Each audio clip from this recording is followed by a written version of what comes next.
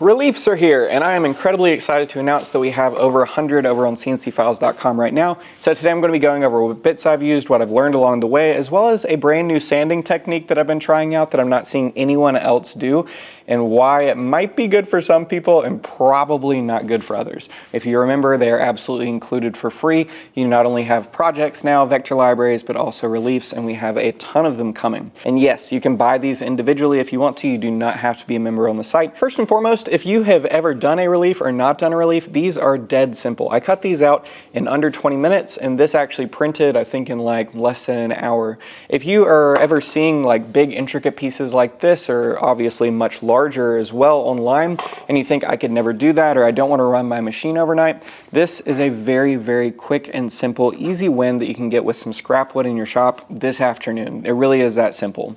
So when using bits, we're going to be using our 16th inch taper ball nose. This is a Skinny Jenny from jennybits.com. I'll have a link down below, as well as the 1/4 inch downtown Jenny. These are going to be your trusty dusty bits that you're going to be using for this entire process. And the truth is, if you have a much larger machine like an alt mill or Infinity, you can easily get away without doing the roughing pass and just using your Skinny Jenny on this and going ahead and hitting the entire piece without ever really changing a bit. Most people aren't going to jump in like that for their first one, but if you've done a few of these, you know how easy that's actually going to be. When it concerns material, all you need is a 3/4 inch thick piece of wood.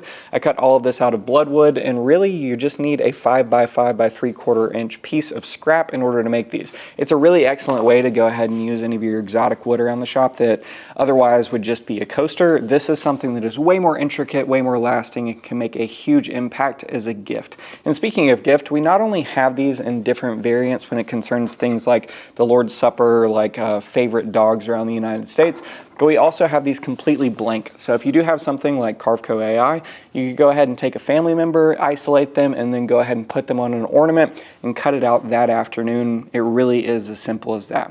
Now, along the way, I definitely have learned a little bit about how to cut these out the best way possible. And even as I was shooting this video, I'd gone through my checklist of all the things that you need to know, and then I still ended up running it not on a 45-degree angle. But the truth is, even running it with the grain on this, I ended up with some really, really great results. So first, I would go ahead and say, if you are doing this for the very first time, definitely use a bit and go ahead and rough out some material on it. That just gives you peace of mind that when you are using your finished bit, it's not having to hog out material along the way. And if you doubt that your CNC machine is incredibly rigid, that is a must when it concerns actually cutting things out.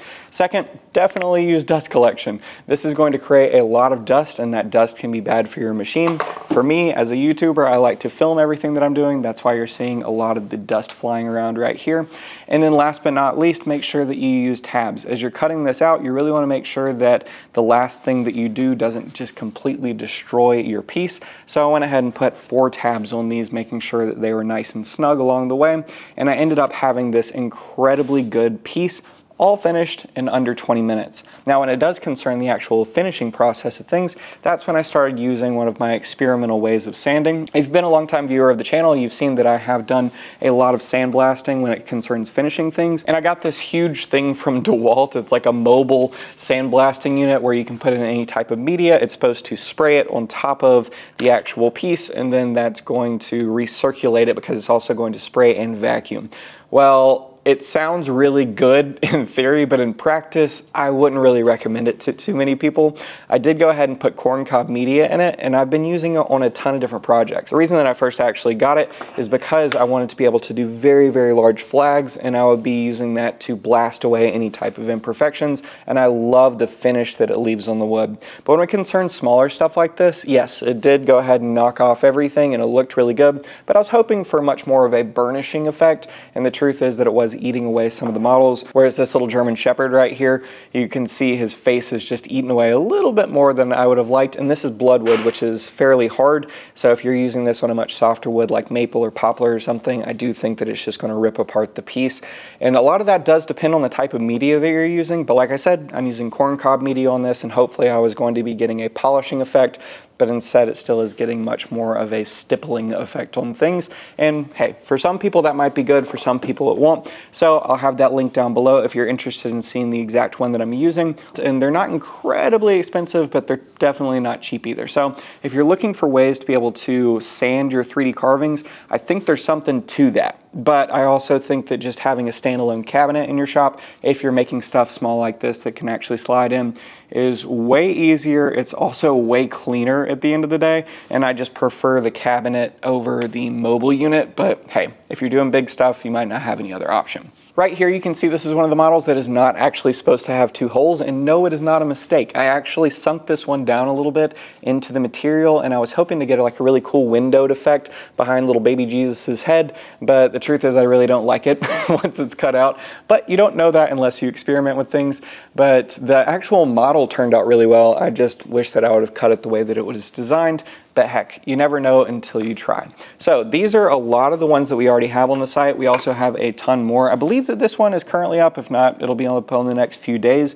So like I said, if you see something huge like this and you're like, oh man, that's gonna take way too long, I've never done a 3D carving before, and you're just looking for a quick win, there is nothing better than these. And if you already have a 3D printer, you can go ahead and 3D print out a lot of these versions. I 3D printed this one huge so that you could just see it very easily on camera. But you can see our models are very clean. They're very ready to go ahead and carve. We are just offering these as STL files as well as RLF files over on cncfiles.com. So like I said, if you're a member, go ahead, download them all if you want to, because all of them are free with membership. Go ahead and jump over to cncfiles.com and see all of the really cool deals that we have, as well as all the files that we have over there too, because every single day we upload brand new files over on cncfiles.com. Thank you so much for taking the time to watch this. I hope that everybody has a fantastic Thanksgiving, and if you're watching this like in 2 years, well, I hope you had a fantastic Thanksgiving.